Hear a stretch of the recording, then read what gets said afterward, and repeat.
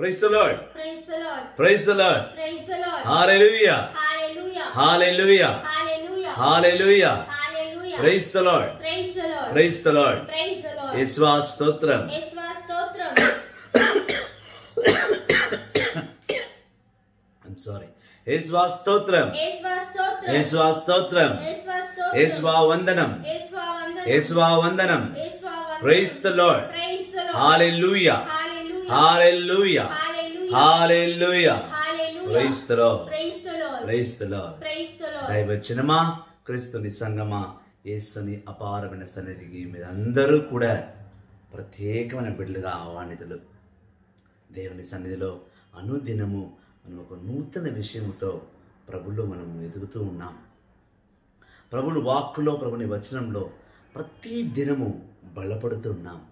ప్రభుని నామములో మనల్ని మనము ఆయన సన్నిధిలో ఆయనకి మనము అర్పణగా ఉంటున్నాం. దేవుడు మిక్కిలి సంతోషపడుతున్నారు. ఎవరెవరు వచనాలు వింటున్నారో, ఎవరెవరు వాక్యాలు వింటున్నారో, ఆ వాక్యాన్ని బట్టి వాళ్ళు జీవించుచున్నారో ప్రభు మీ వలన పరలోకంలో చాలా సంతోషిస్తున్నారు. మిమ్మల్ని తన కంటి రెప్పల వలె కాచి కాపాడుతున్నాడు. దైవజనులారా, దేశాన్ని మెప్పించే కార్యంలో మీరందరూ ఇంకా ఎదగాలని, ప్రభుని యొక్క కృపలో, మహిమలో, ఆయన చిత్తంలో మీరు జీవించాలని నేను ఎక్కువగా ప్రార్థిస్తూ మీ అందరి గురించి నేను ప్రత్యేకంగా ప్రార్థిస్తున్నాను. ప్రార్థన చేస్తామా? ప్రార్థన చేసి దేవుని వాక్కులోకి వెళ్దాం. పరిశుద్ధ గల తండ్రి, కృపగల ప్రభువా, నా మహిమ గల తండ్రి, మమ్మల్ని చేసేయా నీకు స్తోత్రములు, స్తోత్రములు, స్తోత్రములు, స్తోత్రములు, స్తుతులు, ఘనతలు, మహిమలు, ఆరాధనలు దేవా. అవునైనా ఇదిగో తండ్రి, ఈ సంధ్యా సమయంలో నీ కృపను బట్టి, నీ మహిమను బట్టి తండ్రి, నీ పవిత్రమైన నామాన్ని ఆరాధించుచుండగా, నీ వాక్కును ధ్యానించుచుండగా, నీ యొక్క గొప్ప శక్తిని బట్టి మేము జీవింతుముగాక. అవును నాయనా, నీ పవిత్ర ఆత్మ ద్వారా మమ్మల్ని బలపరుస్తున్నావు. నీ పవిత్ర వాక్కు ద్వారా మమ్మల్ని స్థిరముగా నిలబడే గొప్ప దీవెన మాకు ఇస్తున్నావు. ఓ తోరియా బాలారాగారాలమారా శబోరి అందరారబా యేసువానికి స్తోత్రం, రబి రబి రబి రబి నీకు స్తోత్రం, స్తోత్రం, స్తోత్రం, స్తోత్రం, స్తోత్రం, స్తోత్రం. నాయన, మాలో ఉన్న ప్రతి చెడు తలంపులను, మాలోని ప్రతి ఒక్క అవకాశవాదులైన సంగతులను, కోపాన్ని, క్రోధాన్ని, మోహాన్ని, లోకానికి సంబంధించిన ప్రతి ఆశ నుండి మమ్మల్ని తొలగించి మమ్మల్ని మీ పవిత్ర బిడ్డగా దీవించండి తండ్రి. ముఖ్యంగా ప్రభావ, మా పాప సంకీర్తన చేస్తున్నాం నాయన తండ్రి. మా పాపాలను క్షమించుడి, మా పాపాలను క్షమించుడి, మా పాపాలను క్షమించుడి. మా శరీరం ద్వారా చేసే పాపాలను క్షమించు, మా కన్ను ద్వారా చేసే పాపాలను క్షమించు, మా చెవుల ద్వారా చేసే పాపాలను క్షమించు, మా ఆలోచన ద్వారా చేసే పాపాలను క్షమించు, మా దేహం ద్వారా చేస్తున్న ప్రతి ఒక్క పాపను క్షమించి మమ్మల్ని పవిత్రపరిచి, మా హృదయాన్ని బలపరిచి, మమ్మల్ని సదా సర్వదా నీలో నిలుపుము యేసయ్యా. ఆమేన్, ఆమేన్, ఆమేన్. పరలోకమందున్న మా యొక్క తండ్రి, నీ నామం పూజింపబడుగాక, మీ రాజ్యం వచ్చునుగాక, మీ చిత్తం పరలోకమందు నెరవేరినట్టు భూలోకమందు నెరవేరునుగాక. నాటికి కావలసిన అన్నము మాకు నేటికి ఇవ్వండి, మా అపబడ్డ వారిని మేము మన్నించినట్టు మీరు మన్నించండి, మన శోధన ప్రవేశింపక కీడుని రక్షించండి. Amen. Praise the lord. Praise the lord. యేసువా వందనం, యేసువా స్తోత్రం. కీర్తన 32వ అధ్యాయము 1 నుండి 11వ వచనం వరకు మనము 2 వచనాలుగా ధ్యానిస్తాం.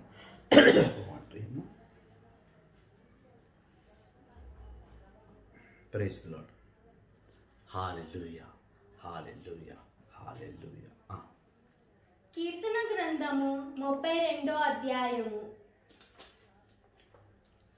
ప్రభు ఎవరి పాపములను మన్నించును, వారి తప్పిదములను తుడిచివేయును, ఆ నరుడు ధన్యుడు. ఆమేన్. ప్రభు ఎవరి దోషములు గ్రహింపడో, ఎవడు కపటాత్ముడు కాడో, ఆ జనుడు భాగ్యవంతుడు. ఆమేన్. ఇది ఏలిన వారి వాక్కు.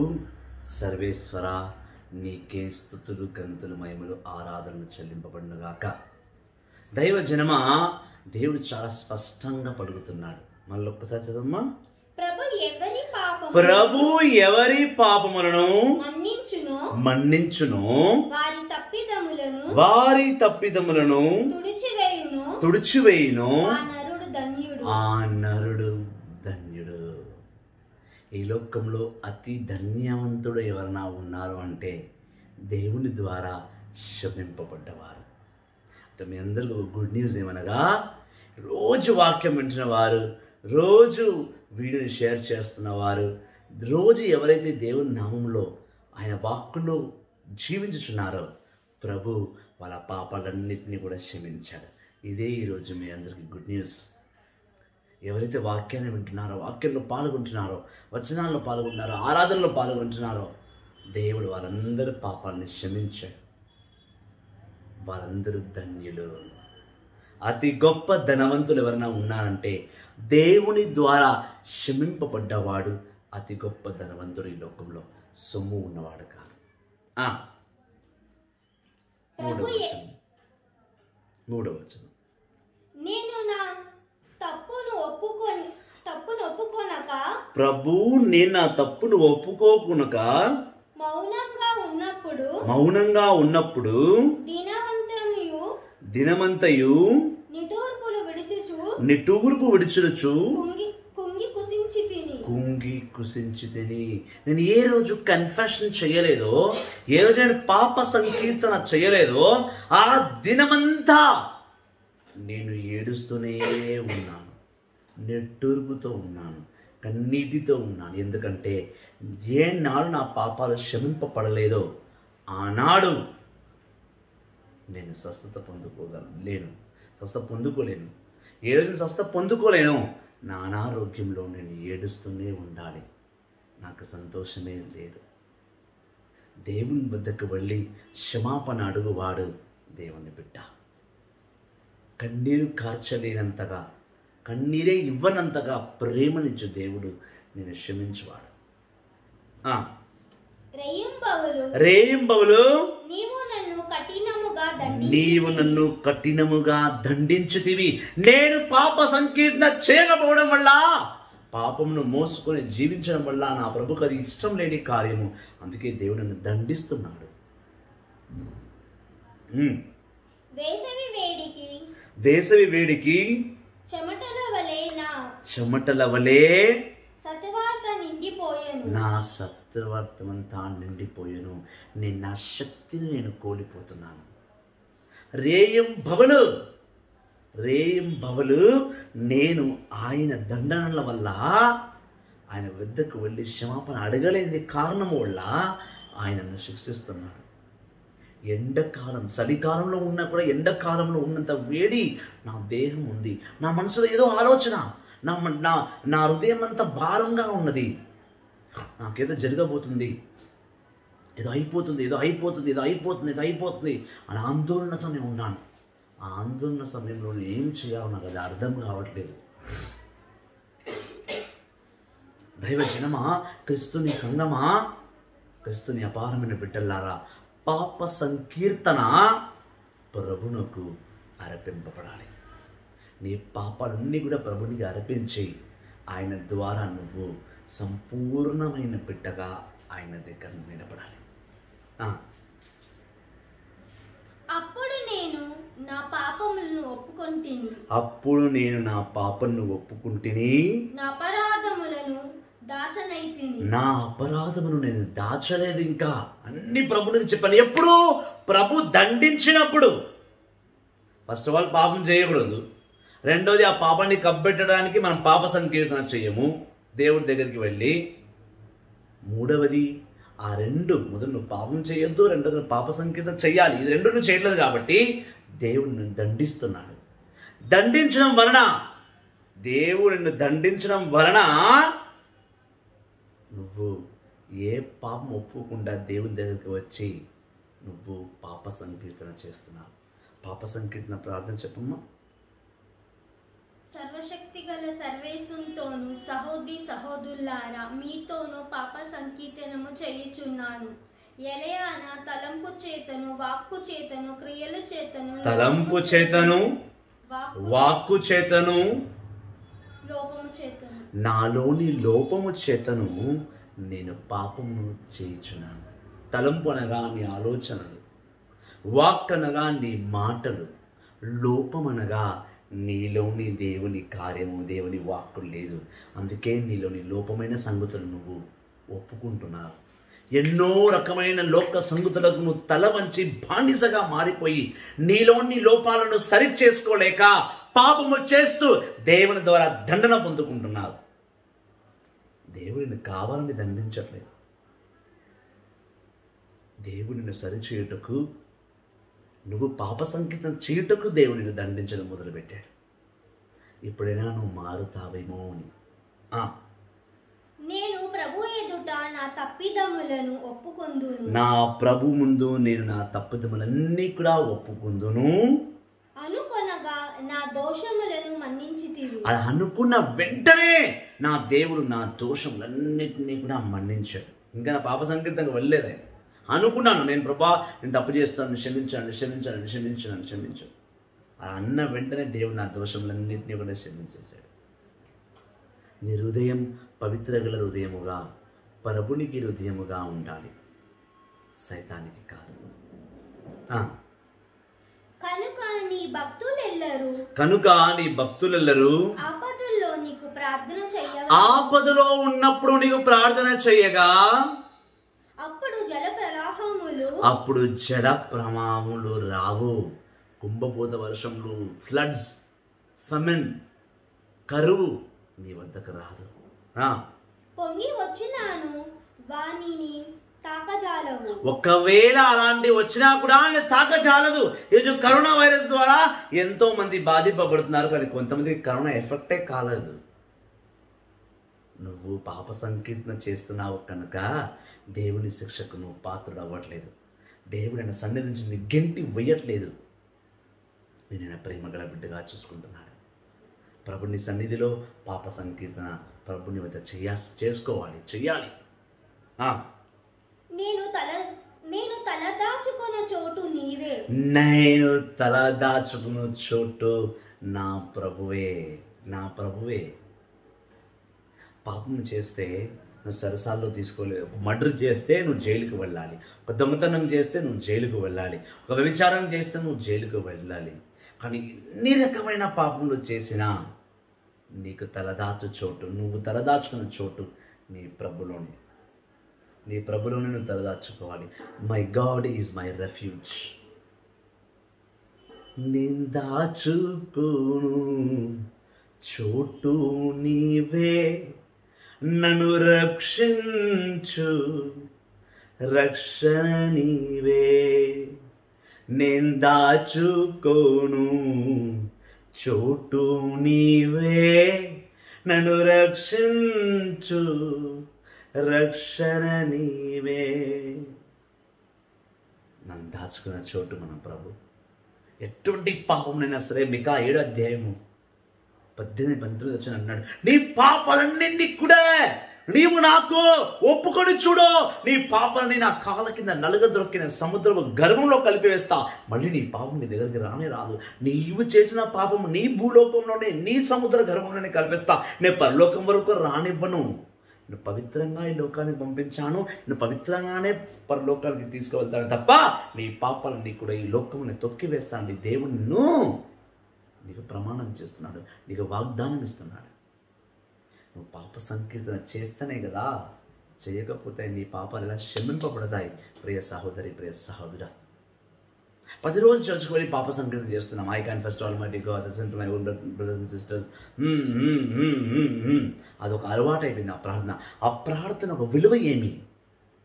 ఆ ప్రార్థన చేసినప్పుడు దేవుని పాపాలు ఎలా క్షమించబడుతున్నాడు, ఆ పాపాల ద్వారా నువ్వు ఎన్ని రక్షణలు పొందుకుంటున్నావు, ఎన్ని విషయాలను నువ్వు రక్షణ పొందుకుంటూ ఉంటున్నావు. ప్రభులో నిన్ను దాచుకుంటున్నాడు కదా, నువ్వు ఆయనలో దాచుకుంటూ ఆయననే పాపం చేస్తావా?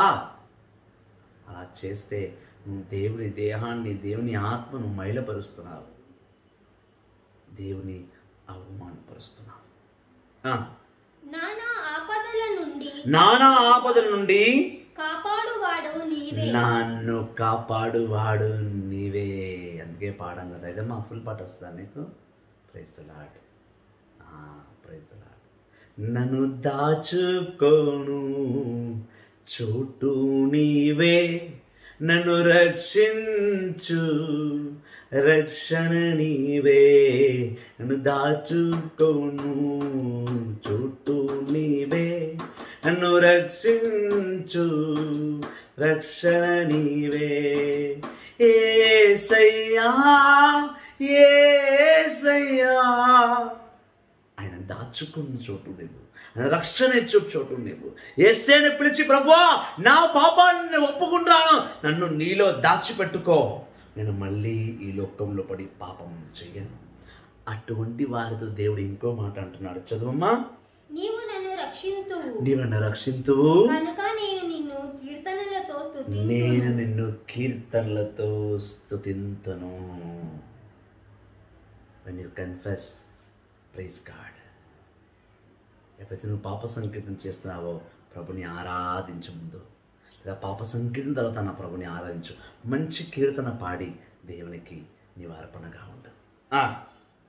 నేను నీకు ఉపదేశము చేయుదును, నేను నీకు ఉపదేశమును చేయుదును. ఉపదేశం అనగా ఇంగ్లీష్ చాలా మంచి మాట. The lord says I will teach you the way you should go. పాప సంకీర్తన చేసుకుని బయటికి వచ్చేస్తావు. నీ పాపాలు నువ్వు దేవుడికి ఒప్పిన తర్వాత దేవుడు ఒక కార్యం చేస్తున్నాడు. ఏంటంటే ఆయన భూలోకానికి దిగి వచ్చి నీకు నేర్పిస్తున్నాడు నువ్వు ఏ త్రోవలో వెళ్ళాలి, ఏ త్రోవలో వెళ్ళకూడదు. నువ్వు ఇప్పుడు దాకా చేసిన పాపాల్లో మళ్ళీ నువ్వు పడిపోకుండా నీకు మంచి త్రోవను చూపిస్తున్నాడు. నువ్వు పాప సంకీర్తన చేయడంతో నీ హృదయం ఒకటే కాదు, భారంగా హృదయం తేలికైపోవడం అది ఒకటే కార్యం కాదు. దేవుడు నీకు మంచి త్రోవను చూపిస్తున్నాడు, నీకు ఉపదేశిస్తాడు. బిడ్డా ఈసారి ఈ పాపం చేశావు, నెక్స్ట్ టైం ఈ పాపం చెయ్యకు, వేరేది ఏదైనా ఉంటే నువ్వు చేస్తున్నావేమో సరిదిద్దుకో.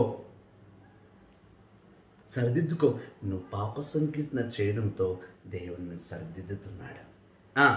నీవు నడవవలసిన మార్గములను చూపింతును, నేను చూపిస్తా. ఎందుకంటే నువ్వు పాప సంకీర్తన చేయకముందు పాపం చేసావు కనుక ఆ పాపమును నువ్వు ఒప్పుకోలేదు, నేను దండించాను. సో మళ్ళీ నేను దండించలేను, మళ్ళీ నేను దండించకూడదు.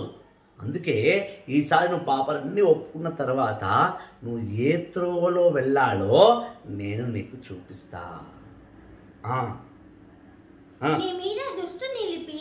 నీ మీద నా దృష్టిని నిలిపి, నా దృష్టి నీపైనే ఉంటది. ఇంకా నీకు సలహాలిత్తును. ఇది తప్పు, ఇది పాప మార్గము, వ్యభిచారము పాపము, దొంగతనము పాపము, మోసము పాపము, లంచగొండి పాపము, ఎదుటివాడిని దోచుకోవడం పాపము. చెయ్యకు వద్దు అని దేవుడు నిన్ను అడ్డుపడుతుంటాడు, నీకు సలహా ఇస్తాడు వాక్కు రూపంలో. ఇది చెయ్యి, ఇది చెయ్యకు. నీవు జ్ఞానము లేని గుర్రము వలె గాడిద వలెను ప్రవర్తింపవలదు. గాడిద ఎందుకు వాడతాం?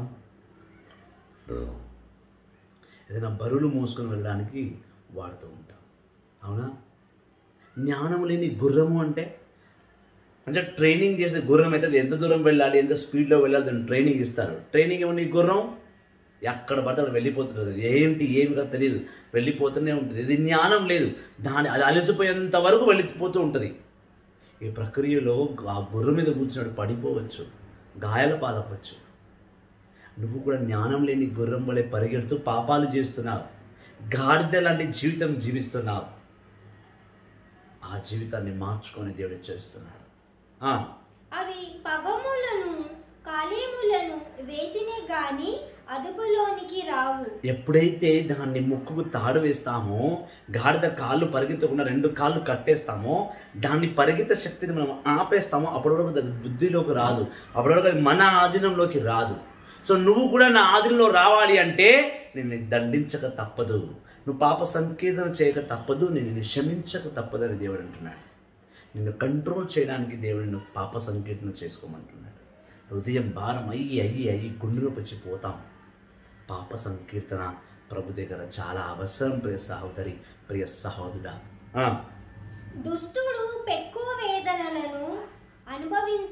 దుష్టుడు మాత్రమే ఎక్కువ వేదనలను అనుభవిస్తాడు. కానీ ప్రభువును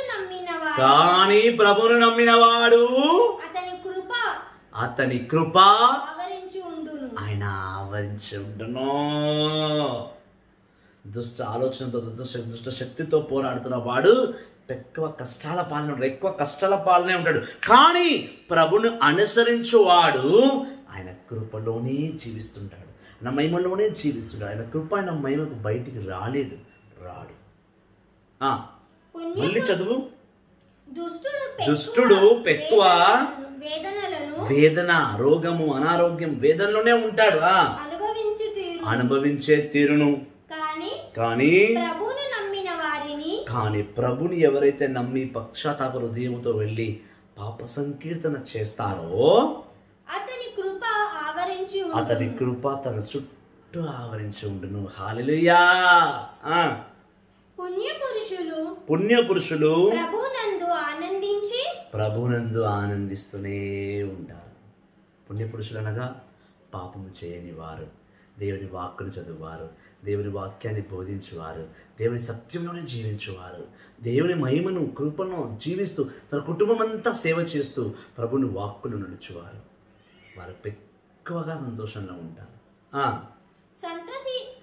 సంతసింతురుగాక నీతిమంతులు సంతోషము నాదము చేయుదురుగాక. నీతిమంతులందరూ కూడా సంతోషనాదముతో జీవిస్తుంటారు.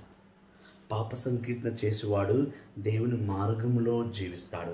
రోమాపత్రిక 4వ అధ్యాయము 7-8 వచనాలు. సిస్టర్ వాక్యం అయిపోయింది అనుకున్నారా? ప్రైజ్ ది లార్డ్ అమ్మా. రోమాపత్రిక 4వ అధ్యాయము 7-8 వచనాలు. ఇంకొక వాక్యం ఉందిగా తల్లి. ఎవరి అతిక్రమములు దేవుని చే క్షమింపబడును, ఎవరి పాపాలు దేవుని ద్వారా క్షమింపబడతాయో వారి పాపములు పరిహరింపబడినచో వారు ధన్యులు. ఎప్పుడైతే ఈ పాపాన్ని దేవుడు పరిగణించి ఓకే నువ్వు చేసిన తప్పు క్షమిస్తున్నా, వెళ్ళి ఇక మీద తప్పు చేయకు అంటారో వాడిని దేవుడు నిత్యముగా అతి గొప్పగా జీవిస్తాడు. Praise the lord. Praise the lord. Hallelujah. Hallelujah. Hallelujah. Hallelujah. Hallelujah. దైవజనమా, క్రీస్తుని సంఘమా, అందుకే కథోలిక సంఘము పాప సంకీర్తన ప్రార్థనకు ఎక్కువ ప్రాముఖ్యతనిస్తుంది. మన వేరే సహోదరులందరూ కూడా ప్రొటెస్టెంట్ వారు, మిషనరీస్ కానీ, జ్యూస్ కానీ, వాళ్ళు కూడా ప్రభు దగ్గర డైరెక్ట్గా వెళ్ళి వారు పాప సంకీర్తన చేస్తూ ఉంటారు. ప్రతిరోజు ఒక 5 నిమిషాలైనా మన హృదయం ఉన్న పాపాలను దేవునికి మనం సమర్పించుకోవాలి. పాప సంకీర్తన మన అనుదిన లిస్ట్, మన ఎవ్రీడే లిస్టులో ఒక భాగమై ఉండాలి. అలా భాగమై ఉంటేనే దేవుడు మనకు సరైన త్రోవను చూపిస్తూ వక్ర మార్గంలో కాకుండా సక్ర మార్గంలో మనం నడిపిస్తుంటాడు. ఆయన జీవితంలో ఆయన ఎన్నిసార్లు ప్రార్థన చేశాడో అన్నిసార్లు మన పాపాల గురించి ప్రార్థన చేశాడు. చివరికి మన పాపాలను సిలువ రూపంలో మోసి చనిపోయిన దేవుడు మన దేవుడు. అటువంటి వారు మన పాపాన్ని అనుదినము క్షమిస్తున్నాను అంటున్నాడు. పాప సంకీర్తన చేయడానికి మనకేంటి ప్రాబ్లం? చేద్దామా పాప సంకీర్తన? చేయమా పాప సంకీర్తన ప్రార్థన? సర్వశక్తి గల సర్వేశునితోను సహోదరులారా మీతోను పాప సంకీర్తనము చేయుచున్నాము. ఎలియాన తలంపు చేతను, వాక్కు చేతను, క్రియల చేతను, లోపము చేతను బహు పాపములు చేసి తిని, ఇది నా తప్పు, ఇది నా గొప్ప తప్పు. అందుచేత ఎప్పుడూను పరిశుద్ధ మరియమ్మకై సకల దూతలను, పునీతులను, సహోదరులారా మీరు మన కర్తైన సర్వేశుని ప్రార్థింపవలెనని బ్రతిమిలాడుచున్నాము. ఆమేన్. ఆమేన్. ఆమేన్. ఆమేన్. ఆమేన్. సో సేవకులారా, దేవుని బిడ్డలారా, క్రైస్తవ సంఘస్థులారా, పాప సంకీర్తన ప్రతిరోజు చేయండి. ప్రభుని క్షమాగుణముకు మీరు పాత్రులుగా ఉంటారు. మీరందరూ కూడా దేవుని కృప, ఆయన మహిమ, ఆయన చల్లటి ఆశీర్వచనంలో నిత్యము నిరంతరము జీవించరు కాక. Praise the lord. Thank you very much. God bless you. వాక్యాన్ని షేర్ చేయండి, వాక్యాన్ని పంచండి. దేవుని నామములో దీవించబడతారు. Hallelujah. Praise the lord. Praise the lord.